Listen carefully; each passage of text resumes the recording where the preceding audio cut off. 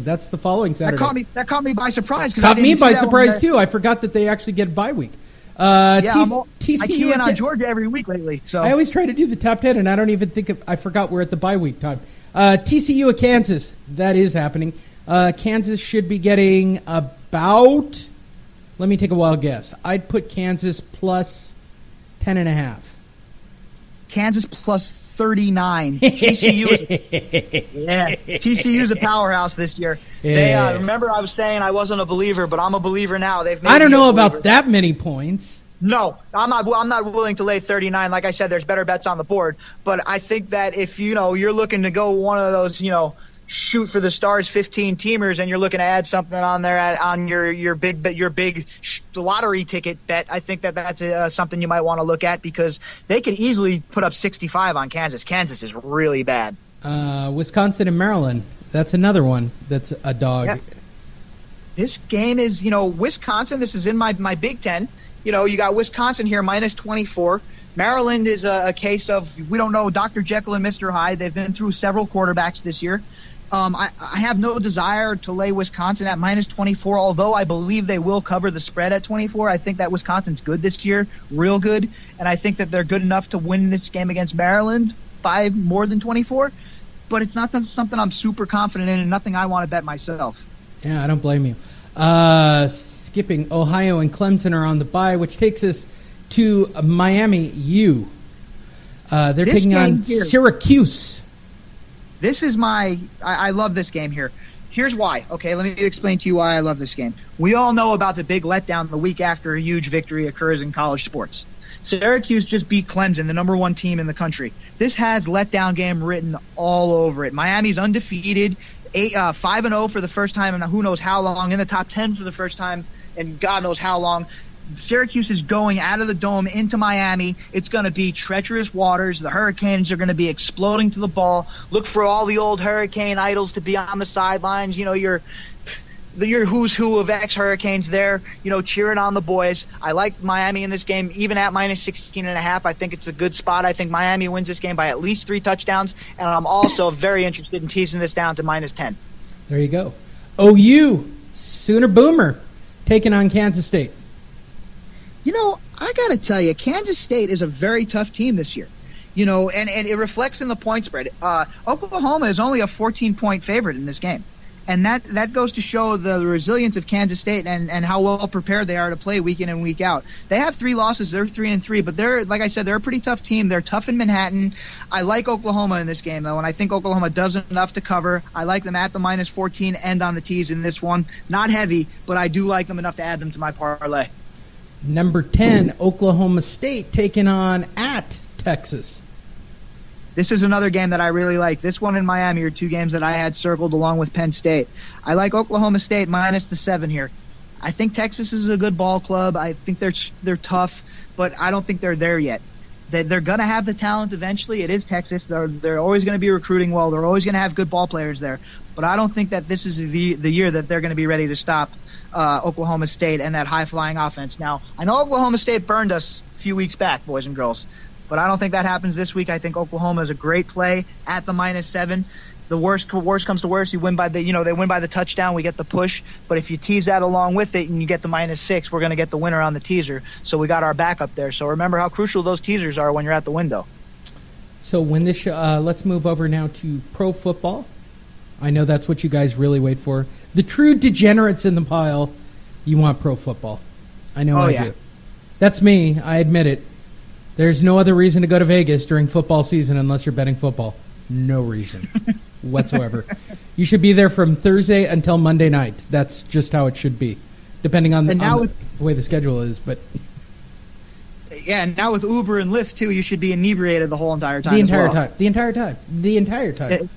If not, I might show up and I don't know, I might have to, steal one of your drinks or something, because certain decorum must be followed in Las Vegas for a football weekend with the boys. Oh, no doubt about it. All right, so this show will probably be we're recording late on Wednesday. We're sorry. Again, baseball interfered with our lives. So you guys will be hearing this first thing Thursday morning or so. So tonight, first bet of the week, KC at Oakland. The Kansas City Chiefs Finally, there are no more undefeated teams, but the Kansas City Chiefs are the hottest thing in the National Football League, taking on the broken, battered, and oh my God, did we just lose to the Chargers, Oakland Raiders. Yeah, look, how a few weeks tells the story. Just a few weeks ago, I was on here railing about how terrible my Jets were after the Raiders came, just pounded them.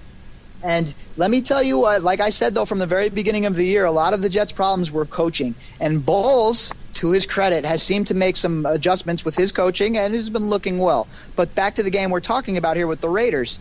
Look, the Chiefs -3 is a great bet in this game. That's it? That's it. You're -3. kidding. I'm backing up the truck. Yes, this is one of those games where I tend to agree that if you're looking to make a large wager and maybe build up that bankroll for the GSP game, not only do I think that you should bet the game at the -3, I think you should money line it. It'll probably be -170, so the odds will be a little longer in your favor, but bet it at the points, the money line, and tease it. And I think we're going to walk away from here with a nice profit. All right, look, I've been watching all the football games this season, mainly because you're sort of forcing me to watch all sports to cover the show, so I don't sound like a moron. But maybe I know shit about booking an actual football game, but how on God's green earth, who's betting this thing to make the money, to make it a 3-point game? Yeah, see what happens. Here's what happens. I would have said 14, no doubt in my mind. 14. Yeah. You know, I had this number when I was looking at it. I had this number at 6.5, Kansas City -6.5. So it's whenever you get a spread double whatever the number you have formulated through your calculations, as long as your calculations are sound and you have a history of performing with those calculations. Dude, I'm going on OddsShark because I simply can't believe. Yeah, you're right. I can't believe it, and I have to look at it on OddsShark and look at all the different lines. They've all got it at 3, a solid 3 across the board. Everybody has it at 3. This number is going to move in Vegas. This number will probably end up closing at Kansas City -4, or Kansas City even minus at 4. Probably at 3.5. Maybe even 4.5.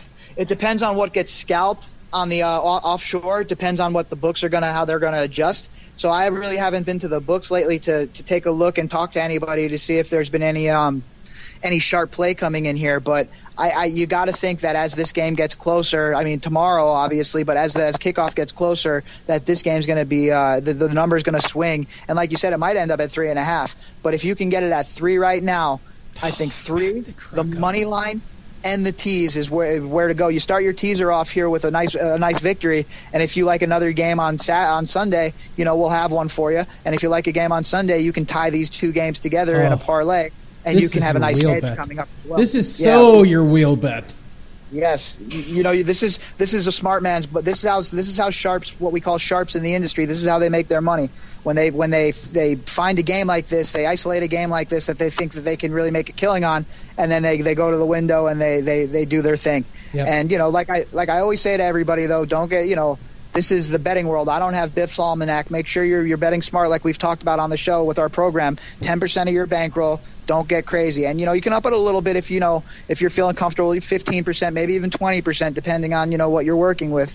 But don't get crazy. We're in this for the long haul. We aren't going anywhere. We're going to have nice bets all around. Make sure you're betting within your means, and make sure we're having fun doing this. I don't want your wife looking for me. This one's so hard. I'm on 5 dimes right now. It's so hard to lay off. Yeah, that's so hard to lay off. I've seen the Kansas City Chiefs chew through every single team. Yeah, the thing for me that keeps flashing in my mind is how they made Tom Brady almost look pedestrian almost. Yeah. And I think that with Carr being banged up, I know he's playing, and I know it's man shit for him to step up and play, especially with a back injury. Mad props for doing that. But I think he's putting his team in a situation where either A, he's going to get himself hurt severely in this game with the way the Chiefs get after the ball, or he's not going to be able to perform to the level that the Raiders need him to perform to beat a team like the Chiefs. Because let me tell you, the Raiders don't have a running game. I keep saying this. Marshawn Lynch is not the guy. Yeah, I would agree with that. I don't think you could take a year off. I don't think he was up against the worst defensive line for running in the Chargers. I'll talk shit about my own team. We can't stop the run. We cannot. We might be able to tackle every quarterback on the planet because we paid for that, but our baseline, we can't stop the run. All you got to do is run up the middle. Just don't go around the edges. That's all you really got to do. And that's what every team has figured out. Marshawn Lynch just had to be able to run through the center, and he couldn't do it. And that's where he makes his money. His bread and butter is between the tackles. This is the kind of guy he likes. He likes physicality. He likes to put his shoulder pads down, and he likes to make contact. And when he's at his best, he's making contact. He's breaking tackles. He goes into beast mode. He's not that guy anymore. Running backs have a short shelf life in the NFL. This is a high-speed, high-collision, high-contact sport. I mean, I never played further than the high school level, but even at that level, I got ear-holed several times. And I played with some great ball players, by the way. But the fact of the matter is this Kansas City team, this team is coming. They're going to be fired up. This is a big AFC West big-time rivalry. Prime time. Yep. I'm telling you, fantasy geeks out there, if you don't have Travis Kelce on your team, watch for him to have 3 touchdowns on Thursday night. I wouldn't doubt it with that West Coast offense they're running. Hunter Henry was the big producer last week. Sure, why wouldn't it be Travis this week? And that's how Reed has always been. He likes to spread around the wealth. No, he's always has an embarrassment of wealth on offense as well. And when teams are running his offense and they're running it supremely and with confidence, it's very hard to stop an Andy Reid scheme team. And Andy Reid is a mastermind schemer. He's a great coach. Yeah, he really is. He really is. I have not given the man enough credit. All right, let's move on to the meat of the schedule, which takes us to Sunday, and we will start with your team, the New York Jets, taking on Miami. The New York Jets. Let me tell you about Now, this is a 3-point spread game. I call this a trap.